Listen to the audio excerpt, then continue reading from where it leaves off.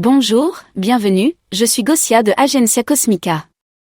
Aujourd'hui, nous aurons une vidéo que vous attendez beaucoup, portant sur le thème des personnes non réelles. La vidéo prendra, je sais pas, à peu près une demi-heure. Et je veux commenter certaines choses à la fin de la vidéo.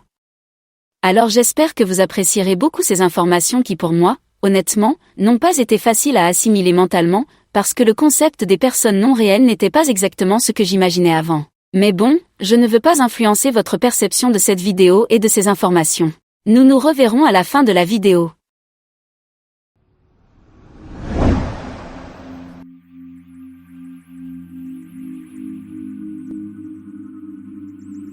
Bonjour Svarou.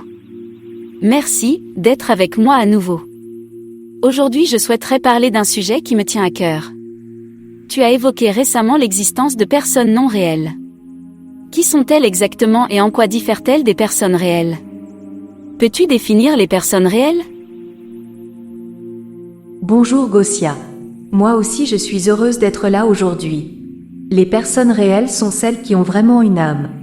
Des personnes qui ont vécu ailleurs dans d'autres incarnations. Les autres n'ont pas d'âme. Elles réagissent uniquement grâce à un programme. Le programme de la matrice. Enlevez-les de ce programme, et elles ne sauront pas comment faire. C'est pour cela que beaucoup ne peuvent tout simplement pas, et ne pourront jamais se réveiller, quand bien même vous leur expliquiez ce qu'il se passe en utilisant des marionnettes. C'est une essence collective, un esprit de ruche, un esprit digital programmé, et non une âme véritable issue de la source. C'est un programme complexe, car ces personnes ont l'air d'agir consciemment, alors qu'elles ne le font pas. Mais vous pouvez combattre le programme, vous pouvez voir la matrice à travers la réaction des gens. Regardez attentivement et vous serez surpris de constater que vous commencez à prédire des choses, des événements et des attitudes. Il y a aussi beaucoup de vraies personnes avec une âme, mais qui ne se réveilleront jamais. Elles sont ici pour l'expérience spirituelle qu'elles sont venues incarner. Elles sont ici pour le voyage et non pour une mission. La matrice est réelle, ce n'est pas une théorie. Je ne rentrerai pas dans les aspects techniques ni dans le comment ça se déroule, mais seulement sur les effets de cette matrice en tant qu'expérience. La matrice lit dans vos pensées et les manifeste en une illusion qui stimule vos 5 sens, et ainsi vous expérimentez l'illusion que vous souhaitez. Et si plus de personnes désirent la même illusion, cela va plus vite car c'est collectif. De la même façon que nous manifestons tous quelque chose, un pays avec une crise économique, un volcan en éruption, ou quoi que ce soit d'autre car tout est illusion, le monde extérieur n'est ni plus ni moins que le miroir ou reflet du monde intérieur des gens qui l'intègrent. Tout ce que vous voyez dans ce monde, ses problèmes, ses réussites merveilleuses, son art, ses guerres, ses souffrances, c'est le reflet parfait de l'esprit des gens qui l'habitent. Tout ce qui est à l'extérieur est à l'intérieur. Si vous changez l'intérieur, vous changez l'extérieur. Et c'est donc la même chose pour les fausses personnes. Vous pensez voir d'autres gens, mais ces derniers sont matriciels et ne diffèrent pas des éruptions volcaniques, ou des impôts, ou de toute autre chose. Elles diffèrent des personnes réelles, car même si elles se ressemblent et sont presque indifférenciables des vraies personnes, mais tout le monde peut les détecter avec de la pratique, il n'y a personne à l'intérieur, aucune âme, aucune personne en train de vivre une expérience. Elles sont juste de l'énergie. Il paraîtrait que seulement une personne sur 5 est réelle sur Terre. Ces dernières sont les personnes clés qui manifestent la matrice. Quant aux personnes non réelles, elles travaillent avec un unique cerveau d'esprit de ruche, qui les relie toutes. La mémoire dans ce cerveau est comme les annales akashiques. Ok, approfondissons cela. Est-ce que les personnes non réelles naissent comme n'importe qui d'autre? Encore une fois, à partir de quelle perspective? Dans ce cas-là, c'est seulement depuis ta perspective, car tu fais partie des réels, donc c'est à partir de ta perspective que nous parlons ici. Or, depuis ton point de vue, la réponse est non. Je veux dire, est-ce qu'elle commence cette vie en tant que bébé? Elles apparaissent comme de l'énergie sur ton chemin dans la rue quand tu marches, et disparaissent quand tu ne fais plus attention à elles. Elles ne sont pas nées. Elles apparaissent sous forme humaine et puis disparaissent à jamais.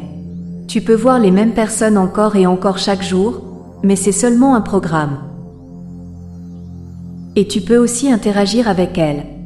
Elles sont un programme à l'intérieur d'un programme. Tout comme il y a des immeubles, il y a des personnes. Tout comme il y a du vent, il y a des personnes. Dans certaines zones, il y aura des personnes comme des programmes récurrents.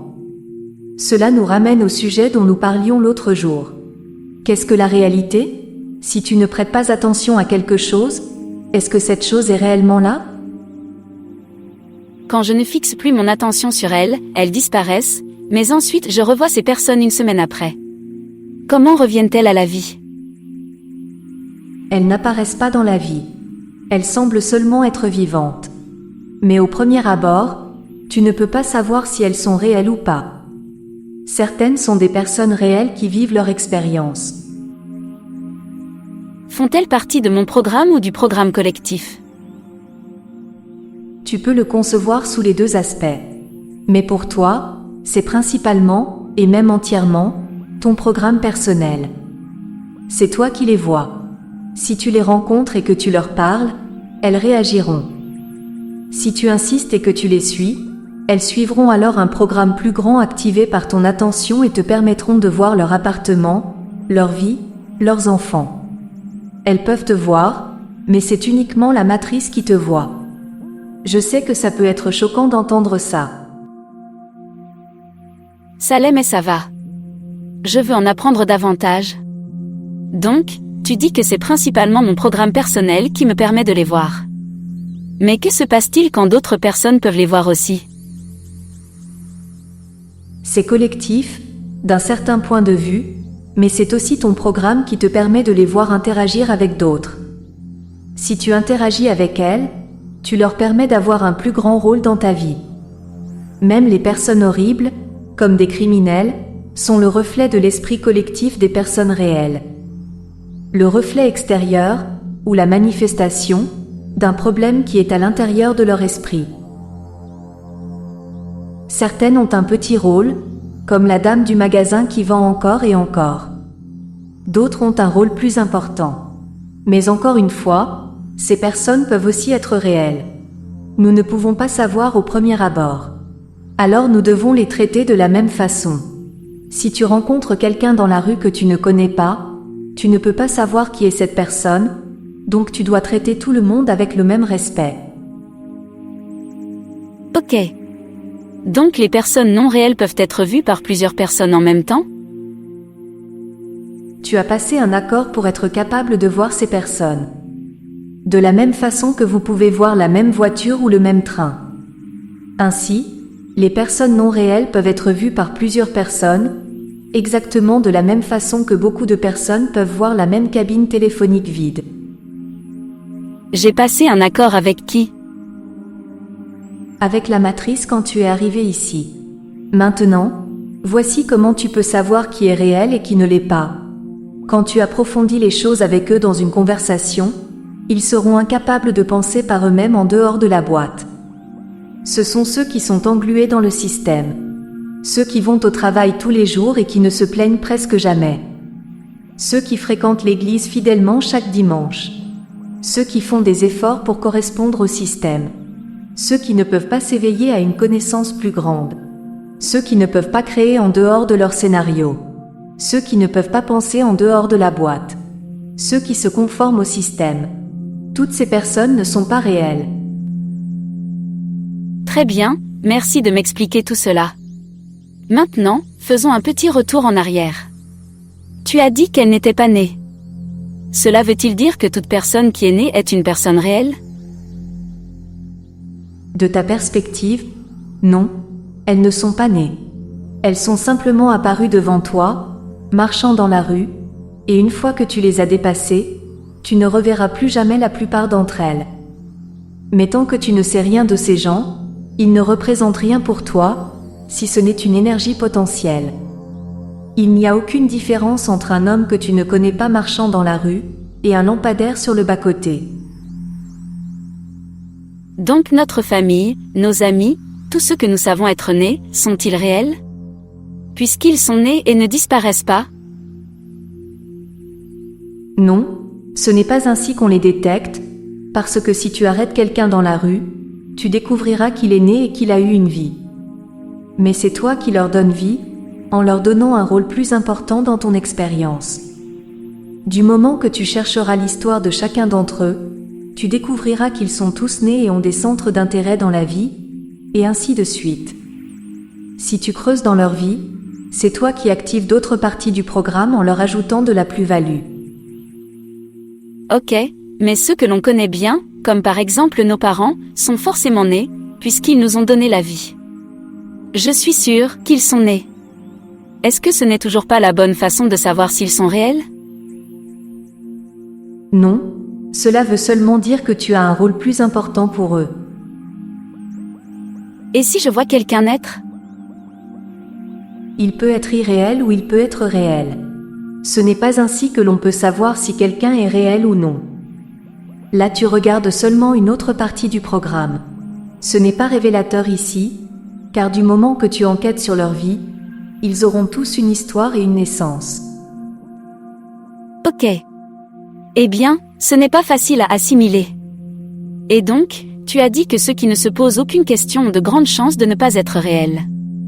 Mais ils pourraient aussi être réels et juste vouloir vivre l'expérience d'êtres endormis, non?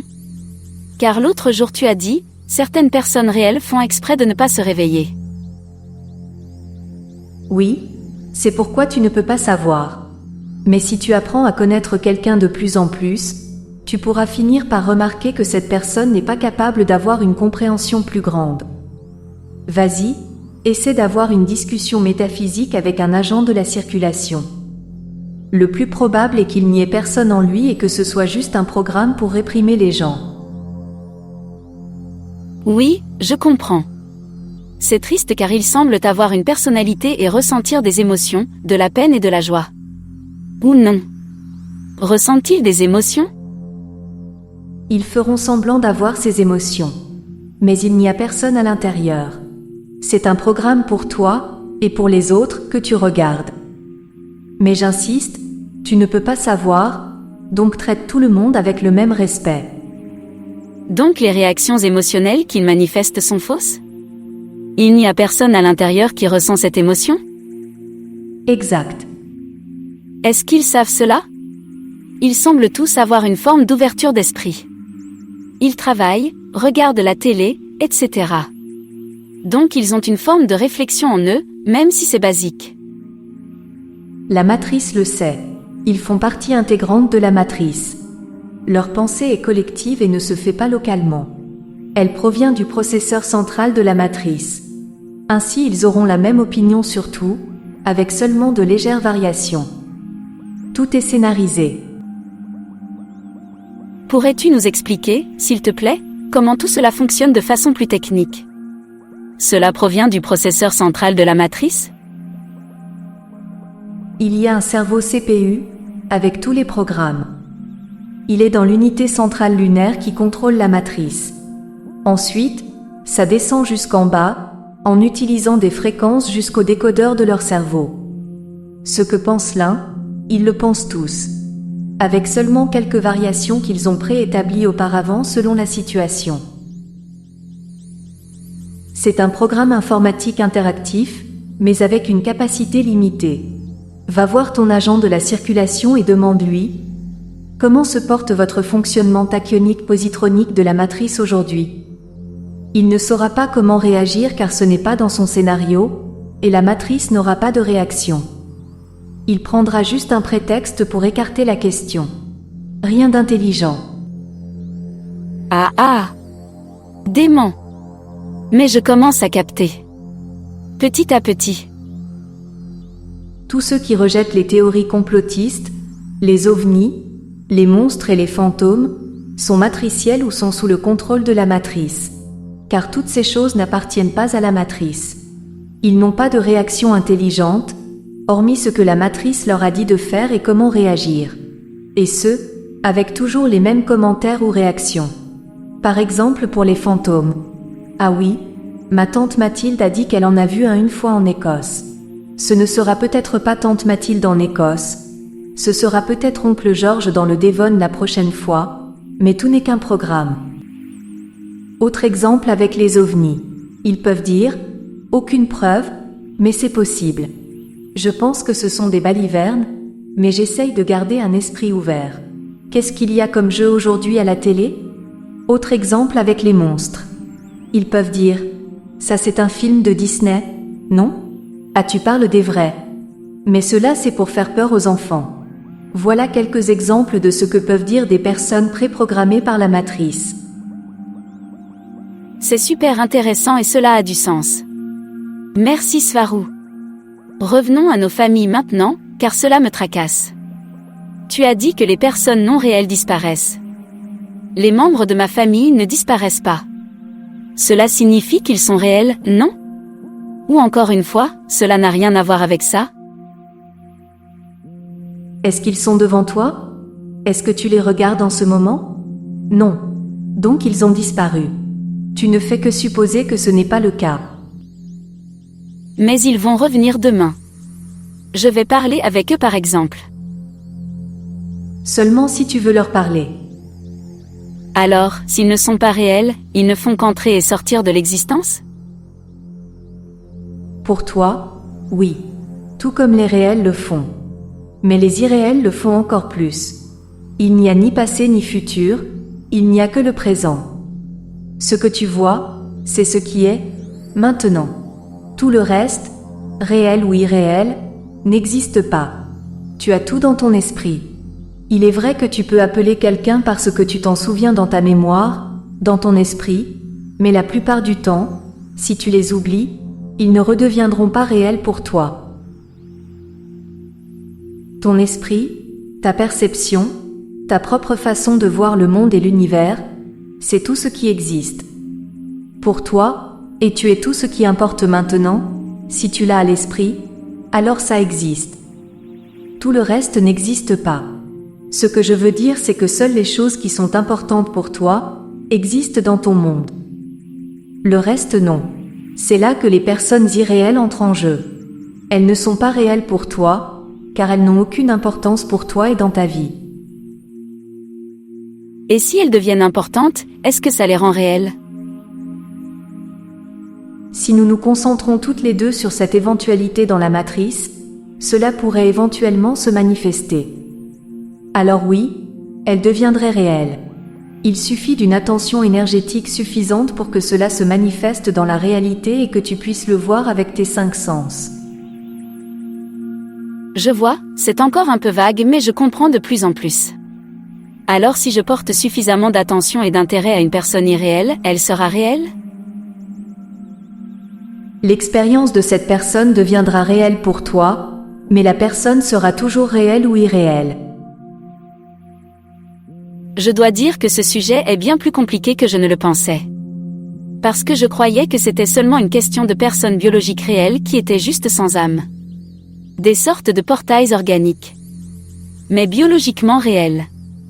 Et depuis notre conversation, je me rends compte que beaucoup d'entre elles ne sont que des projections purement mentales, qui disparaissent à un moment donné. Mais il n'y a pas de biologie dans ce cas. Ok. Regardons tout cela d'un point de vue purement métaphysique ou spirituel, et non depuis la matrice. Toi, Gosia, tu es la seule chose sur Terre, rien d'autre n'existe depuis ton point de vue. Tu ne peux pas accéder à d'autres personnes. Concentre-toi sur ton identité, ton point de vue égotique. Est-ce que ta maman est là avec toi en ce moment? Non. Non. Alors où existe-t-elle? Seulement dans ton esprit et ta mémoire? Elle existe en Pologne. Ok. Ça c'est dans ton esprit. Il n'y a pas de Pologne. Tout ce qui existe, c'est ce que tu vois maintenant. Cette pièce où tu te trouves, tant que tu maintiens ton attention dessus. Vois-tu comme tout le reste du monde est seulement dans ton esprit? Il n'y a pas de monde, il y a seulement l'idée que tu as et qui dit qu'il y a un monde au dehors. Mais toi tu étais là avant que je ne te rencontre. Tu n'étais pas dans mon esprit, mais tu étais là. Cela est en relation avec différents univers parallèles individuels peut-être? Ça aussi c'est une idée. Et oui, c'est cela aussi. C'est la vérité selon ta perspective, à partir de ton univers parallèle. Mais ce que je veux dire, c'est que tout ce qui existe, c'est toi. C'est ce que je veux te transmettre. Toi, Gossia, c'est tout ce qu'il y a. Tout le reste, c'est aussi toi. Toutes les autres personnes sont aussi toi, tout comme les pierres et les arbres. Tu es la source. Donc ce qui existe est dans ta tête. Oui, mais tout ceci, je pense, demande un haut degré de conscience. Il peut être difficile pour beaucoup de personnes d'assimiler cela. Je crains qu'elles ressentent que ce n'est pas très concret pour leur vie. C'est une contemplation philosophique et abstraite très élevée de ce qu'est la réalité. Si seulement elles pouvaient comprendre cela, leur vie pourrait changer radicalement en mieux et tous les problèmes du monde cesseraient d'en être. C'est ainsi que sont les choses. Donc cela n'a pas de sens de ressentir la séparation, puisque tout est aussi toi. Si j'en reviens aux personnes non réelles, en partant de cette perspective de ce que perçoit Gossia. Qui sont ces personnes que tu croises et que tu ne reverras jamais? Ou même celles que tu pourras revoir, mais de façon limitée? Elles ne sont pas plus qu'une énergie potentielle pour toi, tout comme l'est un lampadaire ou une cabine téléphonique. Il n'y a aucune différence, excepté le sens que toi tu leur donnes. Pour toi et ton monde, qui est aussi toi, il n'y a que toi qui existe. Le monde autour de toi provient seulement de tes 5 sens limités. Ce ne sont que des impulsions électriques traduites par ton programme mental. Programme que tu as établi à partir de ton expérience dans la vie.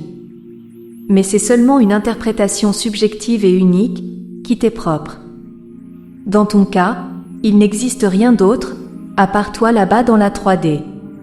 Tu peux interagir avec des personnes qui te semblent réelles, parce que les stimuli qu'elles produisent sur tes 5 sens sont les mêmes que ceux que produirait une personne réelle.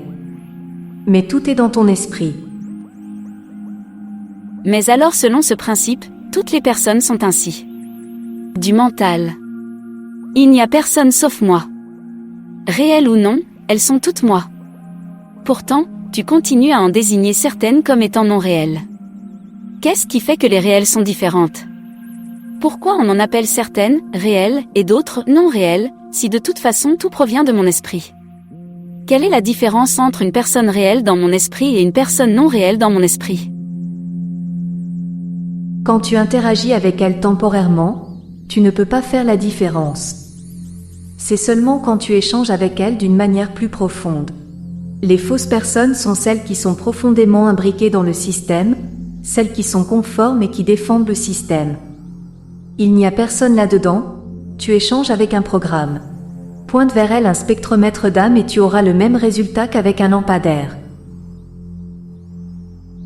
L'autre est quelqu'un qui a une expérience physique ici. Tu ne remarqueras rien, à moins que cette personne ne fasse quelque chose qui te donne un indice pour savoir ce qu'il y a à l'intérieur d'elle. Comme quelqu'un qui se demande si lui ou elle est une vraie personne, et qui s'inquiète même de la possibilité de ne pas l'être. Celle-là sera réelle. Mais rappelle-toi que les deux types de personnes t'affecteront de la même manière. Tu dois les traiter avec le même respect. Et s'ils se coupent physiquement, est-ce qu'ils vont saigner? Ce sujet est très complexe pour moi mais j'essaie de comprendre. Merci pour ta patience. Oui, ils saigneront. Cela fait partie du programme.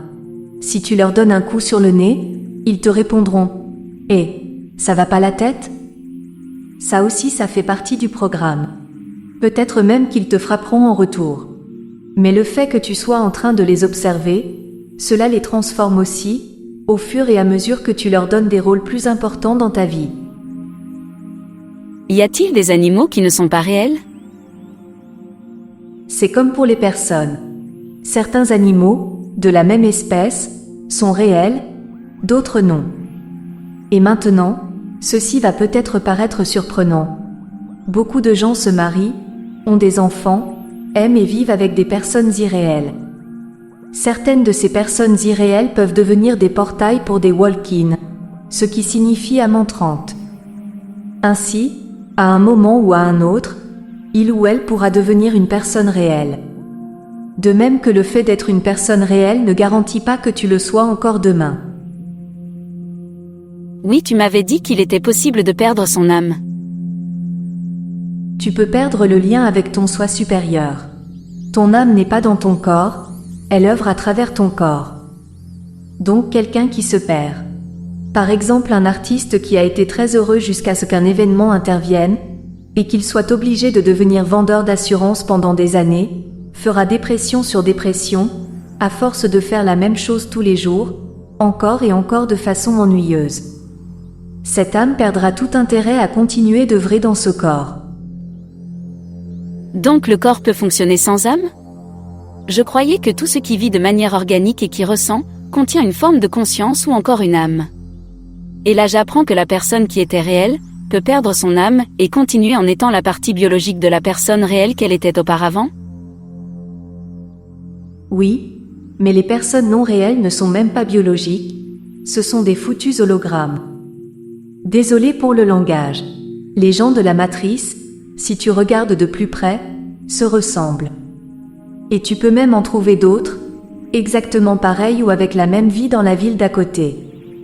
Mais oui, tu as raison, un vrai corps biologique ne peut fonctionner sans une âme. Il ne le peut tout simplement pas. Il continue avec un tout petit cordon connecté, le cordon d'argent, comme l'appellent les humains.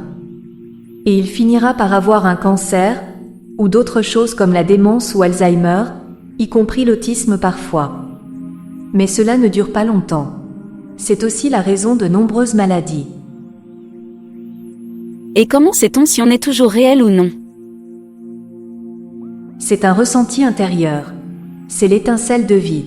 Tu le sais au travers de ce que la personne peut faire ou dire. La passion pour la vie, réfléchir et se poser des questions sur tout, comme tu le fais en ce moment. Voilà une personne réelle. Tu le sais, tout simplement. Ok. Et qu'en est-il des enfants?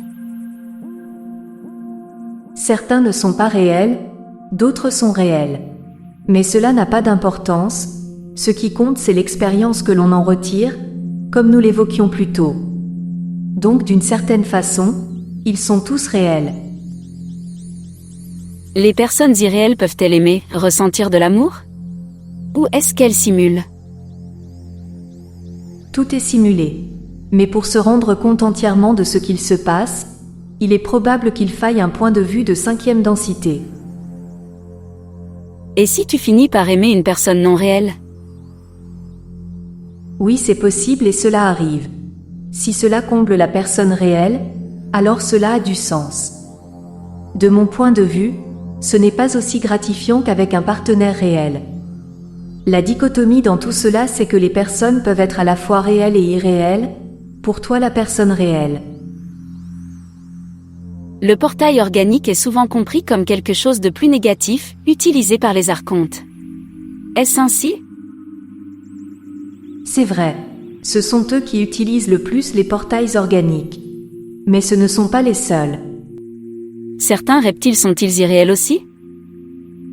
Oui, c'est pareil pour eux.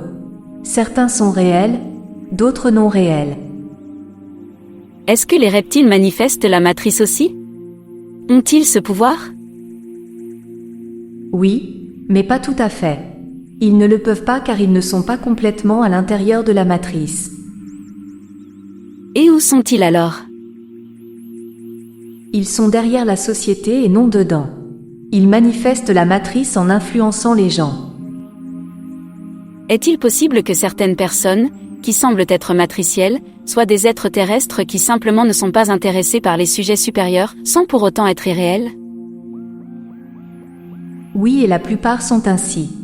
La majorité sont des gens pris dans la matrice et qui vivent du mieux qu'ils peuvent avec elle. Ils sont réels et ont des expériences de vie. Ils sont aussi influencés par les archontes, qui leur chuchotent à l'oreille des choses à faire. Et ils les percevront comme s'il s'agissait de leurs propres pensées. Quel est le but des personnes non réelles? Tu as dit une fois qu'elles étaient là pour provoquer des réactions émotionnelles chez les personnes réelles.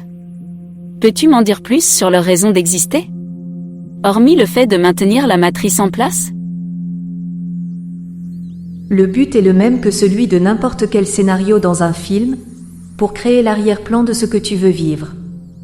Ils sont des compléments, comme les figurants d'un film. Ce ne sont même pas des personnes, ils sont juste une énergie qui ressemble à des gens. Une énergie qui peut aussi ressembler à un kiosque à journaux ou à une poubelle. Aucune différence. C'est pour donner plus de contexte à ton histoire. Mais ils sont tous dans ton esprit, littéralement. Et oui, ils sont là pour provoquer en toi des réponses émotionnelles, mettre du piquant dans ta vie et lui donner plus de sens en tant qu'expérience. Est-ce qu'ils viennent uniquement de nos esprits, ou bien ils sont projetés à partir de la matrice lunaire? Comme des hologrammes ou quelque chose projeté depuis là-bas? Basiquement, ce sont vos esprits qui les créent.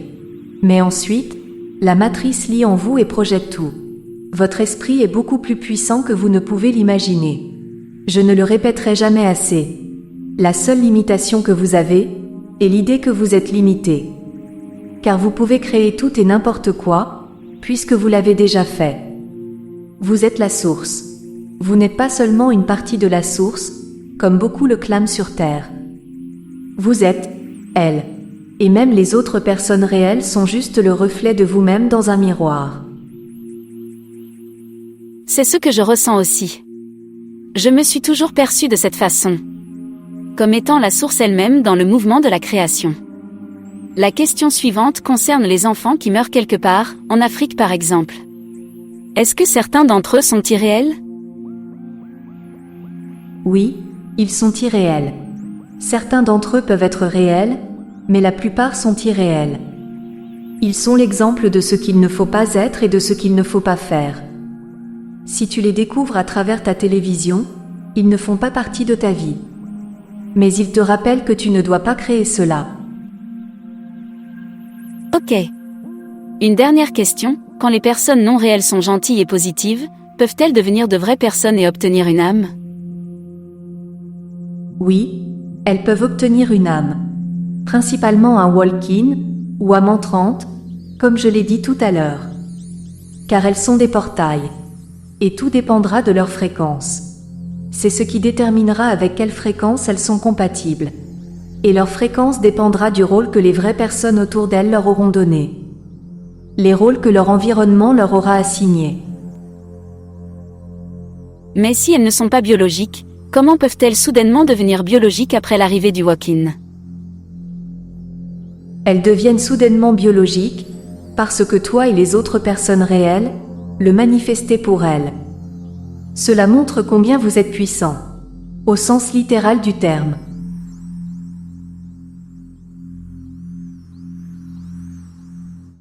Alors, avez-vous apprécié ces informations?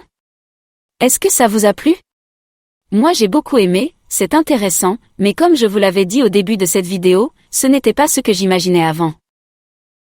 Et ça me surprend parce que, moi, d'une certaine façon, j'avais déjà réfléchi à ce concept et ce n'est pas ce que j'imaginais, parce que, je sais pas, j'ai toujours pensé que tous, absolument tout le monde sur Terre et dans l'univers, nous avions une âme, que nous avions une essence spirituelle, et que c'est seulement parce que dans certains cas, elle n'est pas activée, que certains sont endormis.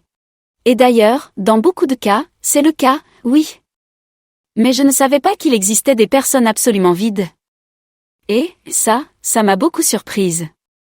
Donc voilà. Mais bon, ça permet aussi d'expliquer beaucoup de choses, et ça permet d'emboîter les pièces du puzzle. Et, j'ai également été surprise par cet élément des personnes non réelles, qui sont comme nous sur le plan biologique, ou en tout cas elles le sont de façon perceptible, alors qu'en fait, en gros, c'est nous qui activons, avec notre esprit, leur biologie. Alors que moi, je pensais simplement que les gens non réels peuvent être juste un être, totalement biologique, qui n'est créé par personne mentalement, qui existe biologiquement, mais qui n'a pas d'âme. Ça, j'y pensais déjà avant.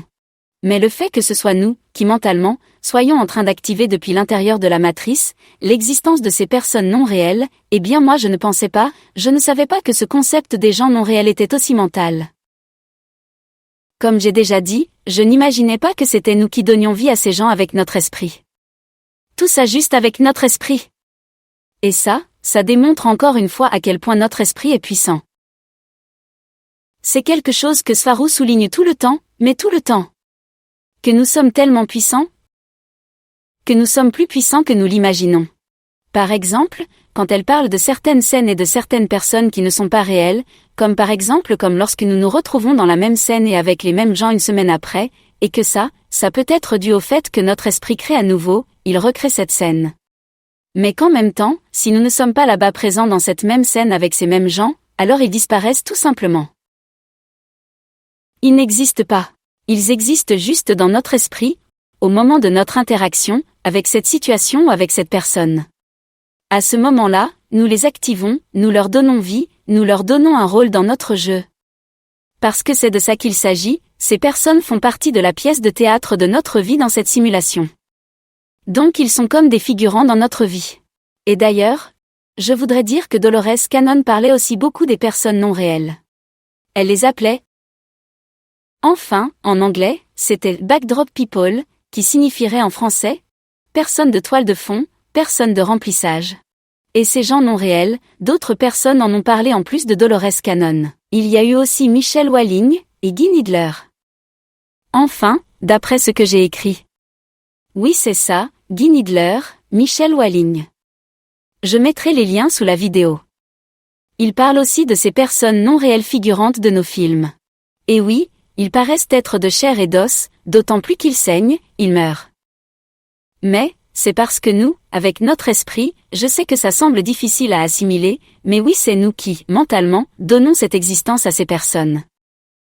Nous créons leur propre biologie, ou plutôt ce que nos récepteurs de notre cerveau prennent pour une biologie chez ces personnes, parce qu'en réalité, ils n'en ont pas réellement, pas plus qu'ils ne naissent. Et quand nous les voyons souffrir, en réalité ils n'ont personne à l'intérieur qui reçoit et perçoit cette souffrance. C'est la matrice, le programme principal et collectif qui les anime, qui est en train d'observer et de recevoir ces données. Donc je sais que ces informations sont assez dingues, mais bon en même temps, ça colle avec beaucoup de choses et ça permet d'expliquer plusieurs choses. J'ai aussi lu plusieurs autres points à ce sujet, comme par exemple que ces gens non réels, au moment de l'ascension, de la sortie de la matrice 3D, ils vont simplement disparaître. Parce qu'ils font partie de la 3D, ils ne sont jamais nés, ils n'existent pas dans le monde réel. Ils existent dans la simulation. Car si la 3D est comme une simulation, limitée, un jeu virtuel, alors les gens qui y sont apparus, vu qu'ils n'y sont pas nés, ils sont apparus dans cette matrice, eh bien ces gens resteront ici. Ils n'iront pas avec nous dans un monde en 5D. Ils vont simplement disparaître, parce qu'en réalité ils n'ont aucune existence en dehors de cette matrice. Donc voilà. Et en plus, tout ça peut aussi nous rendre plus sereins par rapport aux personnes qui semblent ne pas avoir cette capacité de comprendre des choses spirituelles. Et des fois nous essayons tellement de leur expliquer certaines choses. Mais le fait de savoir qu'elles n'ont peut-être pas d'âme, ça peut nous aider à lâcher prise, à savoir que tout va bien, qu'il n'y a pas besoin de leur imposer des informations, parce qu'il se pourrait qu'il n'y ait personne dedans qui puisse recevoir nos informations. C'est incroyable quand on y pense. Mais aussi, je rappelle qu'il faut respecter tout le monde, car ce n'est pas parce qu'une personne ne reçoit pas l'information, que cela veut dire forcément qu'il n'y a personne dedans. Il se peut aussi que ce soit une vraie personne mais que simplement, elle ne souhaite pas se réveiller à ce moment-là. Donc là aussi, il faut respecter cela. Il faut respecter tous les gens de la même façon, les mettre au même niveau, car nous ne pouvons pas savoir qui est qui. Merci beaucoup d'avoir été de nouveau ici avec moi, d'avoir regardé cette vidéo. La vidéo suivante sera un nouvel article de Sfarou de Hera, qui s'appellera « Biogénétique transdimensionnelle numéro 2 ». Numéro 2 parce que Sfarou a déjà commencé à parler de ce thème avec Robert sur sa chaîne. Du coup, en introduction de ma vidéo, je ferai un petit résumé de cette vidéo de Robert, car c'est un thème très important. Et ensuite, l'article de Sfarou sera très impactant, très intense, avec beaucoup de nouvelles informations. Alors merci beaucoup, je vous embrasse tous, comme toujours, et nous nous verrons dans la prochaine vidéo. À bientôt!